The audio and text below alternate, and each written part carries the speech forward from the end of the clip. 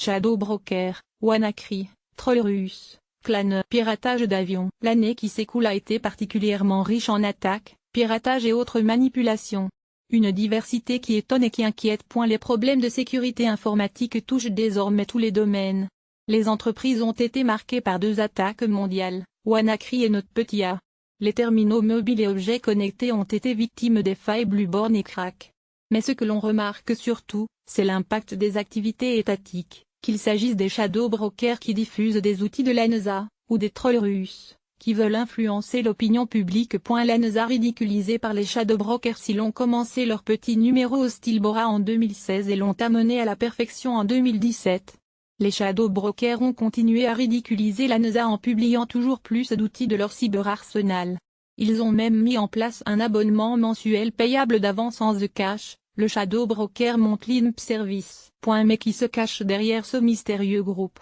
Personne ne le sait vraiment, mais vu qu'ils sont encore là, ils ont probablement le soutien d'un État. Certains experts voient ici l'ombre de Poutine. SHA-1, le hack historique. Ce n'était qu'une question de temps. Des chercheurs en sécurité de Google et de QI Amsterdam ont définitivement cassé l'algorithme de hachage SHA-1, en créant 2 documents PDF différents qui ont pourtant la même empreinte cryptographique. Créé en 1995, cet algorithme qui permet d'assurer l'intégrité des données a été beaucoup utilisé jusqu'en 2005, lorsque sont apparus les premiers doutes quant à sa fiabilité. Un tiers de sites web l'utilise encore aujourd'hui. Il est désormais à éviter absolument. WannaCry et NotPetya terrorisent la planète. En mai dernier, c'est la surprise. En l'espace d'un éclair, le ransomware WannaCry infecte plus de 200 000 ordinateurs dans 150 pays.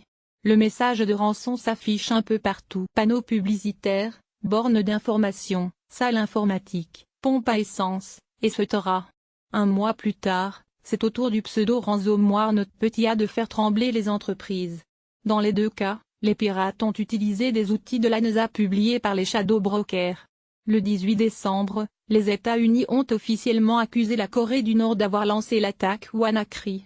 Concernant NotPetya, certains y ont vu une action de sabotage du Kremlin. Les trolls russes polluent les réseaux sociaux. Depuis l'élection de Donald Trump comme président des États-Unis en 2016, les soupçons d'ingérence russe ne cessent de se renforcer. Selon un rapport des services secrets américains, les sbires de Poutine se seraient appuyés sur de faux comptes de réseaux sociaux pour relayer des sujets clivants ou nationalistes. En octobre, le New York Times publie une série d'exemples de faux contenus diffusés par les trolls russes. En novembre, The Wall Street Journal révèle l'ampleur de cette manipulation. Plus de 150 millions d'utilisateurs ont ainsi été confrontés. 120.000 messages créés par l'Internet Research Agency, l'usine à trolls du Kremlin. Kaspersky Lab accusé d'espionnage pendant des mois. Les médias et les services secrets ont distillé des informations compromettantes sur les prétendus liens de l'éditeur avec le gouvernement russe. Ces produits sont bannis des administrations fédérales et disparaissent des catalogues des revendeurs grand public. Kaspersky Lab est même accusé d'avoir volé des documents top secrets sur l'ordinateur d'un hacker de la NSA, grâce à son antivirus. Selon l'éditeur, ces données auraient été aspirées sans faire exprès. Le 18 décembre, l'éditeur contre-attaque et porte plainte contre le gouvernement américain. À la guerre comme à la guerre. Le piratage spectaculaire de Clan Reine septembre, c'est le branle-bas de combat chez Avast.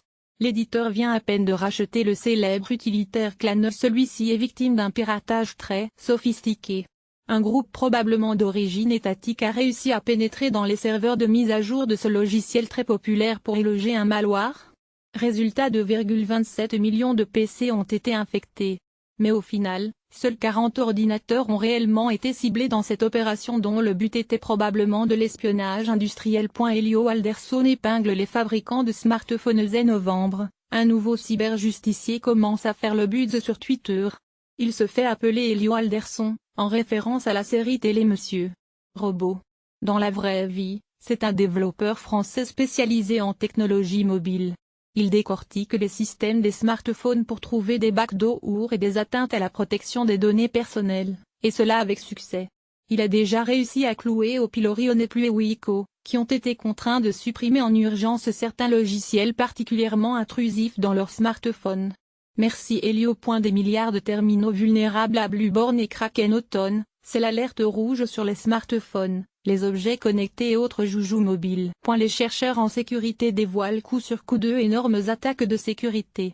La première est Blueborn et permet de pirater à distance des milliards de terminaux grâce à des bugs dans le protocole Bluetooth. La seconde, baptisée Crack, met à mal les hotspots Wi-Fi en exploitant des failles dans le protocole VPA2. Dans les deux cas, les principales victimes potentielles sont les terminaux Android, qui ne sont pas toujours correctement mis à jour par les fabricants ou les opérateurs. Ils ont hacké Face ID, le nouveau gimmick Apple avec Face ID, c'était certain, on allait voir ce qu'on allait voir. Cette nouvelle technique d'authentification biométrique est l'une des fonctions phares de l'iPhone X. Ça promet une fiabilité multipliée par 20 et un bien meilleur confort d'usage, comparé au Touch ID. Manque de bol, des hackers vietnamiens n'auront mis que quelques semaines pour casser le système, à l'aide d'un masque imprimé en 3D. Dans la presse, les exemples de bugs se multiplient. Quant au confort d'usage, cela se discute. Amateurs de grandes écharpes, passez votre chemin. On a vraiment piraté un avion. C'est là qui fait le plus froid dans le dos. Pirater un avion. Depuis des années, les chercheurs en sécurité nous alertent sur les failles potentielles dans les systèmes aéronautiques. En novembre, l'Agence fédérale américaine de la sécurité intérieure prouve que c'est faisable en piratant à distance un Boeing 757 posé sur le tarmac. Les détails techniques sont classés top secret. Le problème, c'est qu'on ne patche pas un avion comme un PC. Corriger une ligne de code dans un avion prend un an et coûte $1 million. Allô, Houston? On a un petit problème.